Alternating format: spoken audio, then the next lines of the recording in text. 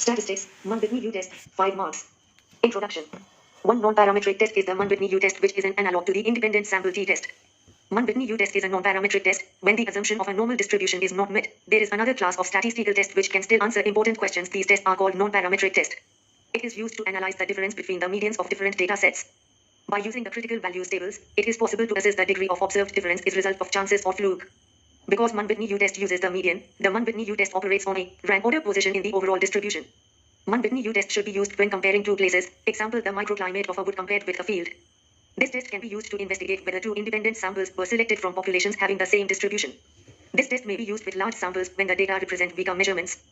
The Mann Whitney U-test is used to compare differences between two independent groups when the dependent variable is either ordinal or continuous, but not normally distributed. Increased chance of type 2 error. Definition. In statistics, the Mann Whitney U-test, also called the Mann Whitney-Wilcoxon, MWW, Wilcoxon-Ransom test, or Wilcoxon-Mann Whitney test, is a non-parametric test of the null hypothesis that it is equally likely that a randomly selected value from one population will be less than or greater than a randomly selected value from a second population. The Mann Whitney U-test is a non-parametric test that allows two groups or conditions or treatments to be compared without making assumption that values are normally distributed. Mann Whitney U-test is a non-parametric statistic used to test the difference between two independent groups based on rank scores. Mann Whitney U-test is a non-parametric test, alternative to unpaired t-test based on ranks, used to analyze data from two independent groups and to test the null hypothesis, and is frequently used in psychology for business, medical, nursing fields. Reports median of each group, interquartile range of each group. Mann Whitney U-test is the test used to analyze ordinal data, with 95% of power of the t-test, to detect difference between groups of normally distributed populations. This test can be used to investigate whether two independent samples were selected from populations having the same distribution. Requirements. Two independent samples. The data should be continuous. Scale of measurement should be ordinal. When data is not normally distributed. When data is more than 5 and less than 20. When data is ordinal, interval or ratio. Advantages. The test is distribution free. Easy to calculate and less time consuming. Can be used with any type of data. Such method makes it possible to work with very small samples, particularly helpful in collecting pilot study data. General assumptions. Assume that two distributions are similar in shape. The sample drawn from the population is random. Independence within the samples and also mutual independence is assumed. That means that an observation is in one group or in the other. It cannot be in both groups. Identical. Ordinal first, second, third measurement scale is assumed. All the observations from both groups are independent of each other. The samples are independent. The responses are ordinal, i.e., one can at least say, of any two observations, which is the greater, the level of data is at least ordinal. Under the null hypothesis H0, the distributions of both populations are equal. The two-tailed hypothesis being tested with the Mann Whitney U-test are as follows. H0, the two populations are identical. The two populations are not identical. Null hypothesis. The population means are the same for the two groups. The null hypothesis asserts that the medians of the two samples are identical. It is used to test the null hypothesis that there is no difference in the two population distributions. It is an excellent alternative to the t-test if the data are significantly skewed. The alternative hypothesis H1 is that the distributions are not equal. Steps. Also refer K. Sharma book page number 447 second edition. Tablet the readings in two separate columns. Give rank to all observations in increasing order of their magnitude by ignoring which group they come from. If two observations are from same magnitude, its respective of group, they are provided with an average ranking. Rank the readings, treating them as one group. The smallest value is rank 1. Add the ranks of n1 to get sigma r1. Add the ranks of n2 to get sigma r2. Determine an appropriate p-value. Calculate the formula. U1 is the Mann Whitney calculation for sample 1. N1 is equal to number of sample reading in one area. N2 is equal to number of sample reading in the other area, with N1 representing the smaller of the two numbers, if they are different. Sigma R1 is equal to sum of the ranks of reading. Sigma R2 is equal to sum of the ranks of readings of N2. You now have two U values. Select the smallest of the two. Using the values of N1 and N2, look up the critical value of U in table J. If the critical value U is more than your calculated value of U, then there is a 5% or less probability that the difference between the two sample sets could have occurred by chance. If the critical value of U is less than your calculated value of U, then there is a more than 5% probability that the difference between the two sample sets could have occurred by chance alone. For larger samples.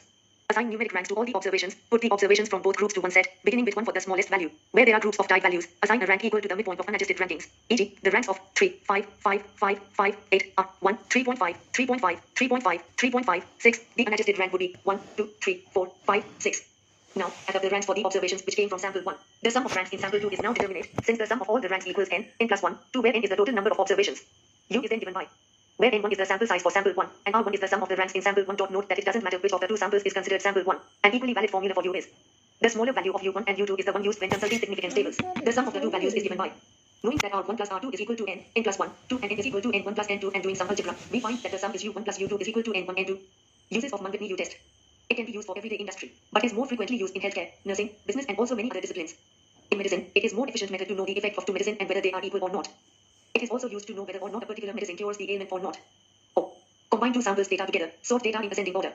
Convert data to ranks 1, 2, 3. Separate rankers back into two samples. Compute the test statistics U. Determine critical value of U from Mann Whitney table. Finally formulate decision and conclusion. U critical is equal to 5. Calculated U is less than the critical value of U for a 0.05 significance level. U calculated U critical, hence fail to reject the null hypothesis. So, we can say that there is a highly significant difference between independent groups. Properties. The maximum value of u is the product of the sample sizes for the two samples. That is, in such a case, the other u would be 0. Limitations. Statistical method which requires no assumptions about population are usually less effective. As the sample size gets larger, data manipulation required for non-parametric tests become laborious. Conclusion. Mann Whitney U test can be used to compare any two data sets that are not normally distributed. As long as the data is capable of being ran, then the test can be applied. Steps. 1. Give rank to all observations in increasing order of their magnitudes by ignoring which group they come from. If two observations are from same magnitude, irrespective of group, they are provided an average ranking. 2. Sum up the ranks in the smaller of the two groups, S. If two groups are similar in size, then either of them can be chosen. 3. Determine an appropriate p-value. EU is equal to n1, n2. 2.